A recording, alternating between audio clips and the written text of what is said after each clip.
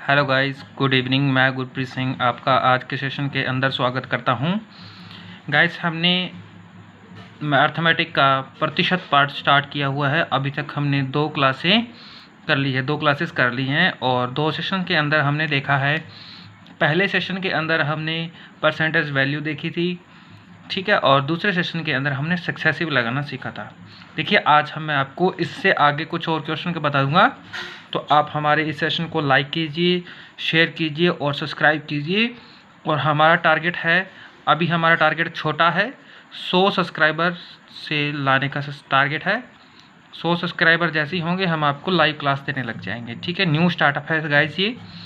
तो गाइस, हमारे पास क्वेश्चन है, ए ने अपने मासिक वेतन का 40% बी को दे दिया। बी ने इस धनराशि में से 20% टैक्सी किराए पर खर्च किया। शेष धनराशि को उसने 3:5 के अनुपात में शिक्षण शुल्क यानी फीस दे दी और पुस्तकालय सदस्यता यानी लाइब्रेरी ज्वाइन की है उसने, ठीक है, खर्च किया। यदि उसने लाइब्रेरी हेतु 1720 रुपये दिए तो बताइए ए की जो मासिक वेतन है यानी मासिक आय है उसकी कितनी है। ये IBPS PO का 2015 का क्वेश्चन है गाइस।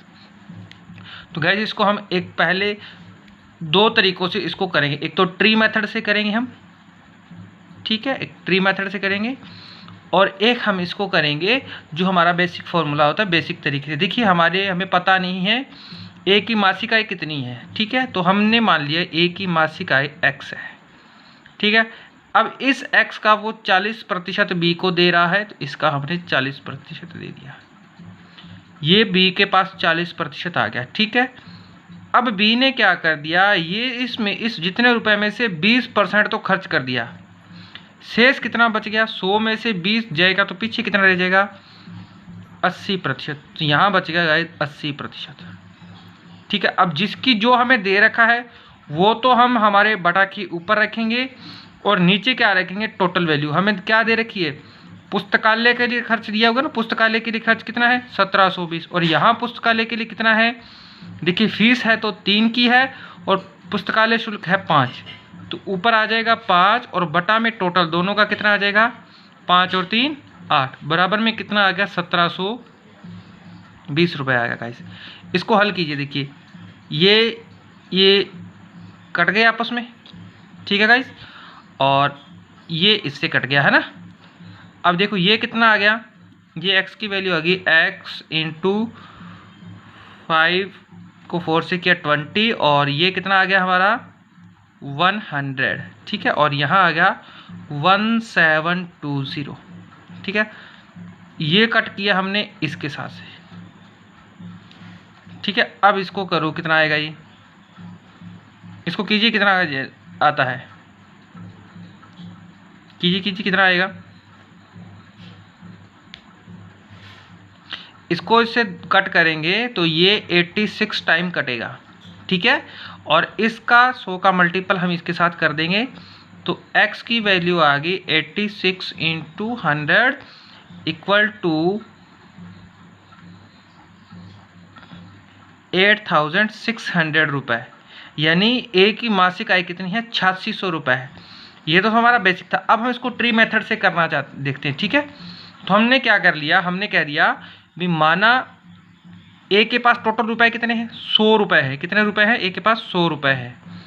ए ने इस 100 में से क्या किया, 40 रुपये किसको दे दिए, बी को दे दिए, बी को, ठीक है, और 60 अपने पास रख लिए, ठीक है। अब बी को जो रुपए दिए गए हैं, बी ने क्या किया, जो रुपए उसको दिए गए थे इसमें से उसने 20% कहाँ खर्च कर दिए, किराया लगा दिया। देखो ऊपर दिया हुआ है 20% कहाँ लगा दिया, टैक्सी किराए का। अब 40 का 20% निकालो, 40 का 20% कितना आ गया, 4 दूनी 8, तो 8 रुपये कहाँ लग गया, टैक्सी किराए में लग गया, ठीक है। और बचे कितने इसके पास, 32 रुपये। अब वो कह रहा था ना, यहाँ कह रहा था, देखिए यहाँ कह रहा था शेष धनराशि को, शेष धनराशि कौन सी है 32, इस 32 का उसने क्या किया, 3:5 के अंदर बांट दिया है ना। तो देखिए 5 और देखिए अनुपात में जब वैल्यू आती है ये कभी फिक्स वैल्यू नहीं होती, ये किसी न किसी संख्या का कट पिट के ही बना होता है, ठीक है। तो ये टोटल कितना होना चाहिए, 32 आना चाहिए। तो यहाँ टोटल कितना आ रहा है, 5 और 3 8। 8 की वैल्यू कितनी आ रही है 32 और 1 की वैल्यू कितनी आ रही है 4। 1 की वैल्यू ये 4 आ गया ना, तो इस 4 को इससे और इससे दोनों से मल्टीपल कर दीजिए। इससे मल्टीपल करोगे तो कितना आएगा 12, ठीक है गाइस। और इससे मल्टीपल करोगे तो कितना आएगा 20। देखो हमारे हिसाब से आ रहा है, जो हमने इस मेथड से किया है ना, इस मेथड से किया है, इस मेथड से आ रहा है। ये तो उसने फीस दे दी, ठीक है, और ये उसने लाइब्रेरी के लिए दे दिया। तो हमारे हिसाब से हमने जो हल किया है, हमारे हिसाब से क्वेश्चन वैल्यू आ रही है लाइब्रेरी की कितनी 20 रुपये। और क्वेश्चन हमें कह रहा है उसने लाइब्रेरी पर कितना खर्च किया है 1720 रुपये। यानी हमारे 20 रुपये और ये 1720 रुपये एक जैसे ही हैं, बराबर है। इसको कट कीजिए, 0 से 0 कट गया तो 1 की वैल्यू कितनी आ जाएगी, ये इससे कटेगा 86 टाइम। और हमें कितने टाइम्स का चाहिए 100 टाइम्स का चाहिए। तो इसको डायरेक्ट 100 से मल्टीपल कर दीजिए। इधर अगर 100 से मल्टीपल किया है तो इधर वाले को भी 100 से मल्टीपल कर दीजिए। ये आ गया 8600 रुपीज़। देखिए ये वाली वैल्यू और ये वाली वैल्यू एक जैसी है। आप इस तरीके से भी इसको हल कर सकते हैं और इस तरीके से भी हल कर सकते हैं। दोनों तरीक़ों से आप इस क्वेश्चन को हल कर सकते हैं, ठीक है गाइस। हमारे सेशन को ज़्यादा से ज़्यादा शेयर कीजिए, ताकि जो लोग पैसा दे के नहीं पढ़ पाते, पैसा दे के किसी की तैयारी नहीं कर पाते, गरीब बच्चों को, तो जो गरीब स्टूडेंट्स हैं जो ग्रामीण इलाकों में रहते हैं, तो वो हमारे इस सेशन से सीख सकेंगे, ठीक है गाइस। आगे हम आगे वाला क्वेश्चन देखते हैं। देखिए आगे जो ये पीछे हमने क्वेश्चन किया है पहले वाला, ये वाला, ऐसा ही क्वेश्चन आगे वाला है, ठीक है। ये भी आया हुआ है एग्जाम में क्वेश्चन। देखिए अब आगे वाला क्वेश्चन क्या है, ए ने बी को एक धनराशि का 25% हिस्सा दे दिया, ठीक है। तो जो हिस्सा उसने बी को दिया था वो ही, देखो क्या है ना, पाई गई धनराशि में से, यानी जो धनराशि बी को दी गई है वो बी वही खर्च रहा है, अपने वाले नहीं लगा रहा। जो बी ने ए ने दिए हैं वही खर्चेगा। तो बी ने क्या किया, जो पैसे उसको दिए हैं ए ने दिए थे उसका 30% उसने भोजन यानी खाना खा लिया। जो बच गए थे उसमें से उसने कुछ तो अपने सेविंग्स में डाल दिए और कुछ पैसे की पुस्तक ले ली। और जो बचत का है यानी सेविंग्स का था और पुस्तक का मूल्य का अनुपात कितना दे दिया उसने, 5:2 के रूप में ये लगा दिया। वो जो शेष राशि है ये किस अनुपात में लगाएगी, 5:2 में लगाई गई है, ठीक है गाइस। और ये कहता है जो पुस्तक उसने खरीदी है उसकी वैल्यू कितनी दे रही है, 460 रुपये वैल्यू दे रहा है, ठीक है। तो वो वही पूछ रहा है ए के पास प्रारंभ में कितना पैसा था। तो देखिए हम इसको पहले नॉर्मल तरीके से करेंगे। हमें ए के पास का पैसा पूछ रहा है, ए के पास का हमें पैसा पता नहीं है, तो हम क्या ला लेंगे, ए का पैसा कितना है x रुपये है। तो x का कितने प्रतिशत दिया है उसने, 25% दे दिया, यानी x का 25% उसने दे दिया।